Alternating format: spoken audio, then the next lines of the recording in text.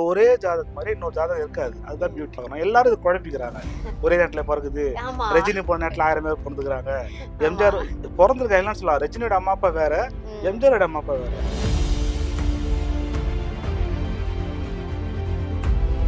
எந்த தோஷமும் இல்லாத நீ பிறக்கணும்னு ஆசைப்பட்டாலும் விதி உங்களை விடாது.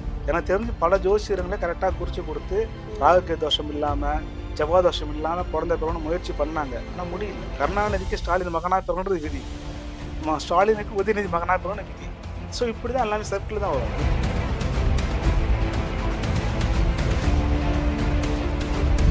வயசுல கல்யாணம் பண்ணால் அதே கிரகங்கள் தான் இன்னும் 32 வயசானாலும் பரிகாரம்னாலும் கிரகம் கல்யாணம் ஆக மாட்டேங்குது. நம்ம கிரகத்துக்கு முன்னாடி போகணும் ஆசைப்படுறோம், நம்ம முன்னாடி கிரகம் போயிட்டு இருக்கோம்.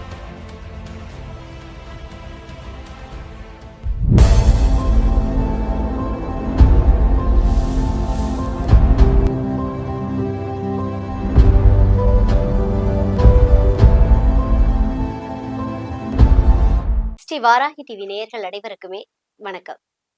ஒவ்வொரு தடவையுமே ஆன்மீகம் சார்ந்து நம்ம நிறைய தகவல்களை உங்களுக்காக கொடுத்துட்டு இருக்கோம்.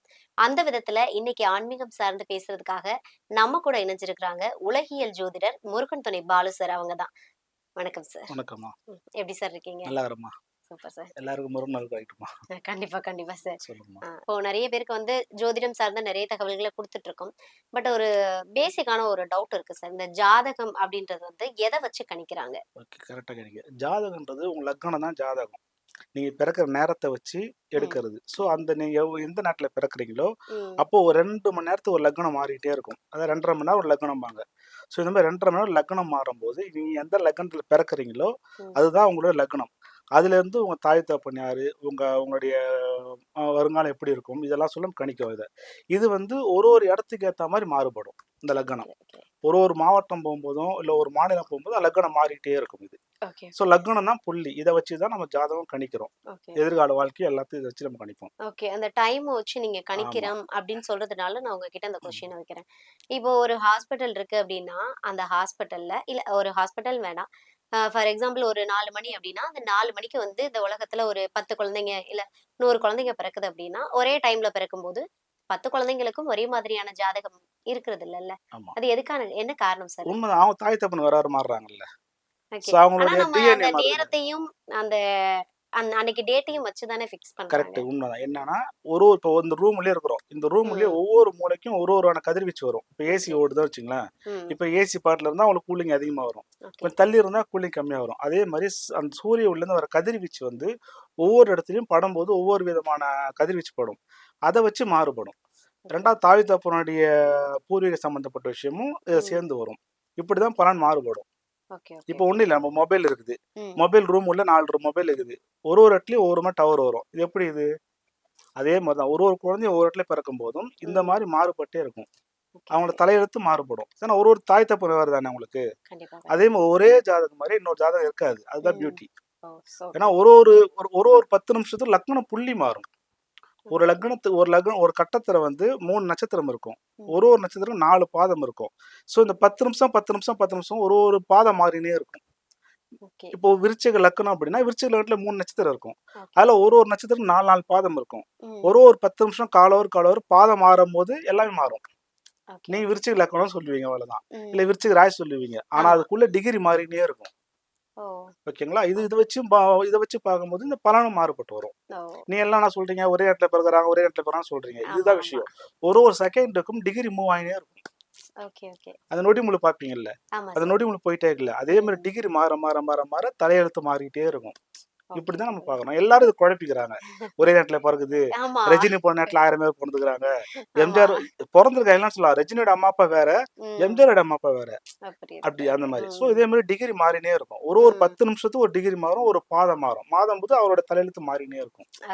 இதுதான் உங்களுக்கு விஷயம். நிறைய பேர் பண்ற தப்பு இதான். இதே கேள்வி கேட்பாங்க. உங்களுக்கு விட புரிஞ்சுதா இல்ல? புரியுது சார். ஓகே, அவ்வளவுதான். சரி, இப்போ நிறைய பேர் பாத்தீங்க அப்படின்னா இந்த டைம்ல குழந்தை பிறந்துச்சு அப்படின்னா அந்த குழந்தையோட எதிர்காலம் நல்லா இருக்கும்னு சொல்லிட்டு என்ன பண்ணிடுறாங்கன்னா அந்த நேரத்துல ஆப்ரேஷன் பண்ணி அந்த குழந்தைய எடுத்துடலாம் அப்படின்றாங்க. சோ அப்படி எடுக்கும்போது உண்மையாவே அந்த ஆப்ரேஷன் பண்ணி குழந்தைய எடுக்கிறதுனால அந்த குழந்தையோட வாழ்க்கை நல்லா இருக்குமா சார்? ஆமா, இது நிறைய பேர் கேட்பாங்க. எனக்கு குழந்தை பிறக்கும் போது நல்ல நேரம் குறிச்சு விடுங்கன்னு. என்ன ரீசன்னா, உங்களுக்கு ஆப்ரேஷன் மூலமா குழந்தை பிறக்கணும் அப்படின்னு தலையெழுத்து இருந்தா மட்டும்தான் அந்த அமைப்பு கிடைக்கும். ஓகேங்களா. 2வது நீங்க என்னதான் நல்ல நேரம் பார்த்தாலும், ராகு ம். தோஷமோ, செவ்வாய் தோஷமோ, ம். எந்த தோஷமும் இல்லாத நீங்க பொறக்கணும்னு ஆசைப்பட்டாலும், விதி ம். உங்கள விடாது. ஓகே. எனக்கு தெரிஞ்சு பல ஜோசியர்களே கரெக்ட்டா குறிச்சு குடுத்து, ராகு ம். கேது தோஷம் இல்லாம, செவ்வாய் தோஷம் இல்லாம குழந்தை பெறணும்னு முயற்சி பண்ணாங்க. ஆனா முடியல. ம். ஸோ மாறிடும் டைம். நம்ம என்னதான் அக்யூரேட்டா குறிச்சு குடுத்தாலும், அது நம்ம தப்பிக்க முடியாது. விதி என்னவோ அதுக்கு அதன் பலன் அனுபவிச்சு தான் ஆகணும். ஓகே. இது எல்லாமே என்னன்னா ஒரு சர்க்கிள் மாரி. ம். Already fixed. இப்ப இவருக்கு இவரு மகனா பிறப்பாரு. ம். இவருக்கு இவரு மகனா பிறப்பாரு. இவரு இந்த பாவங்களையும், இந்த புண்ணியங்களையும் அனுபவிக்கணும்ன்றது விதி. ஓகே. கருணாநிதிக்கு ஸ்டாலின் மகனா பிறக்கணும்ன்றது விதி. ஸ்டாலினுக்கு உதயநிதி மகனா பிறக்கணும்னு விதி. ஸோ இப்படிதான் எல்லாமே சர்க்கிள் தான் வரும். நீங்க ஓகே. என்ன நேரம் பார்த்து நீங்க குழந்தை எடுத்தாலும், ஒவ்வொரு நாளைக்கும் ஒவ்வொரு தோஷத்துல குழந்தை பிறக்கும். ஒவ்வொரு 2 1/2 மணி நேரத்துக்கும் ஒரு தோஷம் மனுஷனுக்கு இருக்குது. செவ்வாய் தோஷமோ, இல்ல ராகு தோஷமோ, இல்ல சஷ்டாங்க தோஷமோ, ஏதோ ஒரு தோஷம் இருந்துட்டே இருக்கும். அதே ஆமா. மாரி ஒவ்வொரு நாளைக்கும் ஒரு திதி இருக்குது. ம். ஒரு ஒரு திதிக்கும் 2 நட்சத்திரம் சூனியமா இருக்கும். Okay, okay. அப்போ நம்ம என்னதான் நீங்க கால்குலேஷன் பண்ணி பொறந்தாலும், ம். ம். நம்ம வாங்கின வரம் என்னவோ அத அனுபவிச்சு தான் ஆகணும். ஓகே. பெரும்பாலும் இந்த தவற பண்ணாதீங்க. ம். ம். குழந்தை குடுக்குறது இறைவன் குடுக்குறாரு. ஆமா. அவருக்கு தெரியும் எப்ப குடுக்கணும், ஏன்னா எப்ப என்ன நெறைய பேர் பண்ணணும். சொல்லுவோம். சுயப்பிரசவமா பிறக்கிறது தான் குழந்தை நல்லது அப்படின்னு ஆமா. சொல்லுவோம். ஆனாலும் இந்த நேரம், காலத்த நம்பி என்ன பண்றாங்கன்னா, ஆப்ரேஷன் பண்ணி எடுத்தாலும் அது பரவாயில்லன்னு உங்களுக்கு நெனைக்கிறாங்க. விதி இருந்தா மட்டும் அதுக்கே வாய்ப்பு இருக்கும். Okay, okay. ஆப்பரேஷன் பண்ண இப்போ ஒண்ணும் இல்லம்மா. ஒரு பெண்ணோட ஜாதகத்துல 9ஆம் பாவம். இந்த ம். 9ஆம் பாவகத்துக்கு செவ்வாயோ, சூரியனோ சம்பந்தப்பட்டா, அவங்களுக்கு கண்டிப்பா ஆப்பரேஷன் பண்ணி தான் குழந்தை பொறக்கும். Okay, okay. அதுக்கும் உங்களுக்கு அனுமதி இருக்கணும். ஆ. கத்தி உங்களுக்கு வயித்துல படணும்னாலும் அதுக்கும் அனுமதி இல்லாம பிறக்காது. செவ்வாய், சூரியன் சம்பந்தம் இல்லாம ம். உங்களுக்கு சிசேரியன் கிடையாது. ஓ! அதுவும் நீ டாக்டர் நிர்ணயிக்கப்பட்ட மேல விதி. நீங்க நம்ம நெறைய டாக்டர் மேல பழி போடுறோம். தனியார் மருத்துவம்லாம் பண்றாங்கன்னு. நீங்க ஆமாமா. எடுத்து ஜாதகம் பார்த்தீங்கன்னாவே, ஒரு பெண்ணோட ஜாதகத்துல 9ஆம் பாவத்துக்கு சூரியனும், செவ்வாயும் ஏதோ ஒரு ரூபத்துல தொடர்பு கொள்ளும். ஓகே. இப்ப அதே தனியார் மருத்துவமனையிலே நார்மலும் பிறக்குது குழந்தை. ஆமா. ஸோ இதுதான் விதி. எல்லாமே ஃபிக்ஸட். ம். இங்க எதுவுமே மாற்று கிடையாது. இல்ல இப்போ நீங்க ஃபிக்ஸட்ன்னு சொல்றீங்கல்ல. ஆமா. ஆனா பழங்காலத்துலலாம் பார்த்தீங்கன்னு வச்சுக்கோங்களேன், இந்த ஆப்ரேஷன் அப்படின்ற ஒரு விஷயமே கிடையாது. கிடையாது. எல்லாமே நார்மல் டெலிவரி தான். ஸோ ஆமா. அப்ப இருந்த முறைக்கும் இப்ப என்ன சார்? ஜாதக முறை மாறுபடுதா? எல்லாமே கால மாற்றம் தான். இப்போ ம். செவ்வாய், சூரியன் இதுதான் வந்து நம்ம மருத்துவ உண்டான கிரகம்ன்றாங்க. ஆனா ம். ஆதி காலத்துல கேது தான் மருத்துவ கிரகமா இருந்தாங்க. ம். கிரகங்களும் அப்டேட் ஆயினே இருக்கும். காலத்துக்கு ஏத்த மாரி. இப்ப ஓகே. செங்கல் மண்ணுனா செவ்வா. ம். இன்னைக்கு செங்கல் மண் என்ன கலர்ல இருக்குது? எல்லாமே ப்ரவுன் எல்லாமே கலர் ஆகுது. அப்ப ஆமா. சனியோட காரகம் வந்துருது உள்ளார. எல்லாமே நான் அப்டேட் பண்ணியே இருக்கணும் நம்ப. ஆதி காலத்துல என்ன ஃபாலோ பண்ணோமோ, அதுலேருந்து அப்டேட். ராகு, கேது தான் ஆரம்ப காலத்துல மருத்துவம் பார்த்துருந்தாங்க. இன்னைக்கு அத விட்டுடுச்சு. அன்னைக்கு எல்லாமே கை வைத்தியம். இன்னைக்கு ஆமா. எல்லாமே சிசேரியன் ரத்தத்த பார்க்குறோம். இன்னைக்கு எல்லாமே சூரியனும், செவ்வாயும் தான் மருத்துவம் பார்க்குது. ம். அப்ப கிரகங்களும் தன்னை மாத்திக்கிட்டே வரும் காலத்துக்கு ஏத்த மாரி. ஓ! இப்ப அன்னைக்கெல்லாம் வந்து 12 வயசுல கல்யாணம் பண்ணோம். ஆமா. இன்னைக்கு 32 வயசு ஆனா கல்யாணம் ஆகல. யா. இதுக்கும் கிரகம் தான் காரணம்.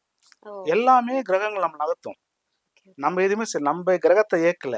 கிரகங்கள் நம்மள இயக்குது. ஓகே. கிரகங்களுமே வந்து காலத்துக்கு தகுந்தாற் போல மாறும்னு சொல்றீங்க. ஆமா. கிரகங்கள் மாற மாற நம்மளும் மாறினே போவோம். ஒரு புரியுது. காலத்துல பழைய சோறு சாப்பிட்டோம், கம்மஞ்சோறு சாப்பிட்டோம். ஆமா. இன்னைக்கு பீஸா, பர்கர் சாப்பிடுறோம். எல்லாமே கிரகங்கள் உள்ள இருக்கும் பார்த்தீங்கன்னா. அதே செவ்வாய் இருப்பாரு, அதே ராகு இருப்பாரு, அதே கேது இருப்பாரு. Okay, okay. அது மாடர்னா வரும். ம், ம். அவ்வளோதான். ஓகே. கிரகங்களும் மாடர்னா மாற ஆரம்பிச்சிருச்சு. ஆமா. எல்லாமே மாறுது உங்களுக்கு. இப்போ ஓகே. ஒரு காலத்துல வந்து மீடியா கிடையாது. ம். ஆனா பழைய காலத்துல ராமாயணத்துல வந்து போர் நடக்கும்போது இதுல லைவா பார்த்தாங்க. இன்னைக்கு ம். லைவா இருக்குல்ல. ஆமா. அப்ப அன்னைக்கு லைவா இருந்ததுல்ல. கிரகங்களும் தன்னை மாத்திக்கும். Okay sir. ஓகே. காலத்துக்கு ஏத்த மாரி சில விஷயம் மாறுபடும். Okay, okay. இப்போ நம்ம பேசும்போது இந்த திருமணம் சொல்லி பேசும்போது, இப்ப ம். எனக்கு ஒரு டவுட். ம். நெறைய பேர் வந்து ஜாதகம் பார்த்து தான் திருமணமே பண்றாங்க. ஆனாலும் வந்து யாரோட திருமணமும் வந்து சக்சஸ்ஃபுல்லா இருக்கா அப்படின்னு கேட்டா கிடையாது. கிடையாது. திருமணம் எல்லாருமே ஜாதகம் பார்த்து தானே பண்றாங்க. 10 பொருத்தமும் இருக்குன்னு சொல்லி தான் பண்றாங்க. அப்புறம் ஏன் அவங்களோட லைஃப் வந்து சக்சஸா இல்ல? நல்ல கேள்வி கேட்டீங்க. அதாவது 1980க்கு முன்னாடி ஜாதகம் எடுத்து பார்த்தீங்கன்னா, ம். பிரிவினைன்றது இருக்காது. மேக்ஸிமம் ஆமா. இருக்காது. 85, 90க்கு அப்புறம் வந்தீங்கன்னா, கல்யாணம் ஆவறதே குதிரை கொம்பா இருக்கும். இப்போ 90ஸ்க்கு இப்போ ஃபேமஸா ஒண்ணு போயிட்டு இருக்கு. ஆமா 90ஸ். 90ஸ்க்கு வந்து இது மேரேஜே ஆக ஆமா. அப்ப மாட்டேங்குது என்ன ஏன்னு தெரியல காரணம்? நீ அப்படின்னு. பாருங்க 80க்கு முன்னாடி பார்த்தோம்னா, 25, 26 வயசுல மேக்ஸிமம் கல்யாணம் ஆகும். ஆமா. அதிகபட்சம் கல்யாணம் ஆயிடும். ம். இதுவும் கிரகங்கள் தான் காரணம். லேட் மேரேஜ் ஆவறதுக்கும் எல்லாமே கிரகங்கள் தாம்மா. Okay, okay. கிரகத்த மிஞ்சி எதுவுமே கிடையாது. நம்ம நெனைக்கிறோம் நம்ம எல்லாம் பண்றோம்ன்னு. நம்ம எதுவும் பண்ணல. ம். எல்லாம் கிரகம் நம்மள இயக்குது. Okay, okay. அப்போ திருமணம் ஏன் பிரிவினை வருது அப்படின்னாலும், ஜாதகம் எடுத்து பார்க்கும்போது கிரகங்கள் வந்து ஒண்ணுக்கு ஒண்ணு முரண்பாடாவே அமையுது. ம். கிரக கட்டங்கள். 80க்கு முன்னாடி இன்னும் 60லாம் முன்னாடி பார்த்தீங்கன்னா, கணவன் இறந்த உடனே மனைவி இறந்துருவாங்க. ஆமா. உடன்கட்டை அது இறந்துருவாங்க. ஒரு வழக்கமாவே ஆமா, வச்சிருந்தாங்க அப்போ. இதுவும் கிரகங்கள் தான் காரணம். எல்லாமே கிரகங்கள் தான். கிரகங்கள் காலத்துக்கு ஏத்த மாறினே வரும். அப்போ 12 வயசுல கல்யாணம் பண்ணா அதே கிரகங்கள் தான். இன்னும் 32 வயசானாலும் பரிகாரம் பண்ணாலும் கல்யாணம் ஆக மாட்டேங்குது. கல்யாணம் ஆக மாட்டேங்குது. காரணம் என்னன்னா, இதுதான் விதி. ஸோ எல்லாமே காலத்துக்கு ஏத்த மாறிக்கினே வரும். ஓகே. அன்னைக்கு வந்து ஒரு வீட்டுல பார்த்தா 10 குழந்தை 12 குழந்தை இருக்கும். ஆமா. இப்ப இன்னைக்கு ஒரு எல்லா குழந்தை ஒரு பிறகுறதுக்கு குழந்தை ரொம்ப இருக்கு. கஷ்டமா இருக்குது. கண்டிப்பா, இதுக்கும் கிரகங்கள் காரணம் பார்த்தா 5ஆம் பாவமா 5ஆம் பாவம் வந்து கெட்டு இருக்குது. ம். திருமண தடைக்கு பார்த்தா 7ஆம் பாவம் கெட்டு இருக்குது. 80க்கு முன்னாடி எடுத்த ஜாதகம் எடுத்து பார்த்தீங்கன்னா நீ பொருத்தமே பார்க்க தேவையில்ல. பொருத்தம் பார்த்த 80க்கு முன்னாடி ஜாதகம் நீ பொருத்தம் இல்ல பார்க்க எனக்கு தேவையில்ல. தெரிஞ்ச அந்த 80, 70ல எல்லாம் ஜாதகம் இருக்குன்றதே ஒரு கம்மி தான், அதிசயமான விஷயம் கம்மி தான். தான். ஆமா. பெரும்பாலும் இருக்காது பேர் பொருத்தம். ஆமா பேர் இருக்காது. பொருத்தம் பார்ப்போம், கல்யாணம் ம். பண்ணுவோம். நல்லா இருக்கும். சொல்லுவாங்க நான்லாம் இன்னைக்கு ஜாதகம் பார்க்கல, பேர் பொருத்தம் பார்த்தோம். காரணம் இதுதான். கட்டவங்க ஆல்ரெடி நல்லா இருக்கும். அப்ப ம். இவங்களுக்கு நல்ல வாழ்க்கை அமையணுன்றது ஆல்ரெடி ஃபிக்ஸ்டு.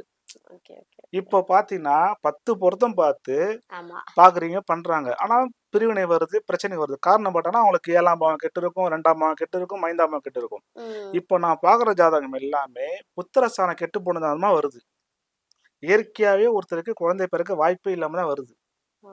100 ஜாதகம் பார்க்குறேன்னா, அதுல 80 ஜாதகம் பார்த்தோன்னா இயற்கை முறையில குழந்தையே இல்ல. என்ன ரீசன்க்காக சார்? 5ஆம் பாவம் கெட்டு இருக்குது. அப்ப எல்லாருமே பணம் சம்பாதிக்க தவறான வழியில போயிட்டாங்க. Okay, okay. நீதி நேர்மட்டம் இப்ப இல்ல. உங்களுக்கு 70க்கு முன்னாடிலாம் பார்த்தீங்கன்னா, ஓரளவுக்கு நியாய தர்மம் பார்த்தாங்க. கண்டிப்பா. இப்போ பணம் சம்பாதிக்கின்ற குறிக்கோள்ல நெறைய தவறான வழிய ஃபாலோ பண்ண ஆரம்பிச்சுட்டாங்க. அப்ப எடுத்து பார்க்கும்போது, ஜாதக ரீதியா எடுத்து பார்க்கும்போது, அந்த ம், புத்திர பாக்கியமும், புத்திரஸ்தானம் பாதிச்சிருக்குது. 100 ஜாதகத்துல 80 ஜாதகம் கண்டிப்பா மருத்துவ ரீதியா குழந்தை பிறக்குது. ம். இயற்கை ரீதியா குழந்தை கிடையாது. ஆமா. இப்ப எல்லாருமே வந்து டெஸ்ட் டியூப் பேபி மூலமா குழந்தை பெத்துக்கலாம் அப்படின்னு ஒரு மைண்ட் செட்டுக்கு வந்துடுறாங்க. அப்ப இது வந்து என்ன பண்றது? இதுவும் கிரகங்கள் தான் பண்ணுது. அப்ப நீ ம், பொருத்தம் பார்த்து பண்ணி பிரயோஜனம் இல்லன்னா காரணம் இதுதான். அப்ப ம். எல்லாமே நமக்கு ஆல்ரெடி ஃபிக்ஸ் பண்ணிறாரு கடவுளு. எப்படி குழந்தை பொறக்கும், எப்படி திருமணம் ஆகும். அது இல்லாம இப்பலாம் பார்த்தீங்கன்னா, லிவிங் டுகெதர்ன்ற கல்ச்சர் வந்து நிக்குது. ஆமா சார். ஓகேங்களா? இன்னும் ஒரு 10, 15 வருஷம் கழிச்சு பார்த்தோன்னா, திருமணமே நடக்குமான்றது டவுட்டு தான்.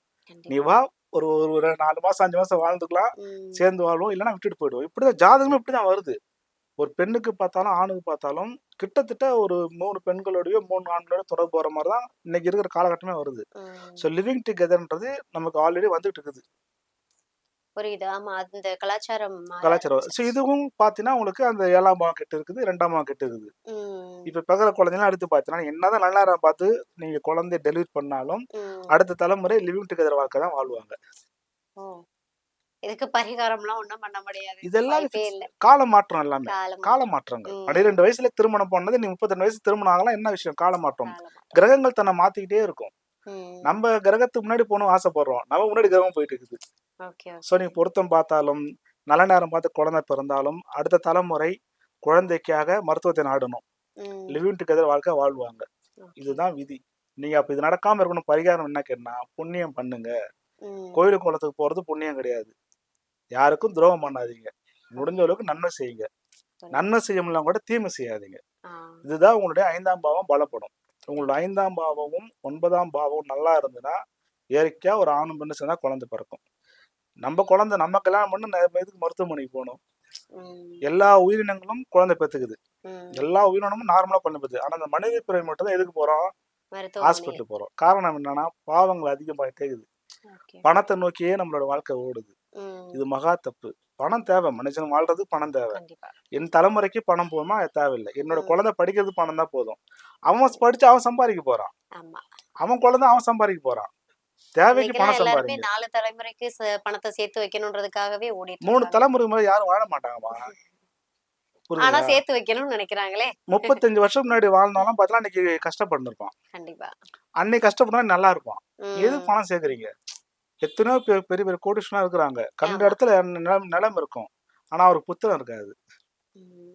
அப்படின்னா பாவம் செய்யாதீங்க. முடிஞ்ச அளவுக்கு புண்ணியம் பண்ணுங்க.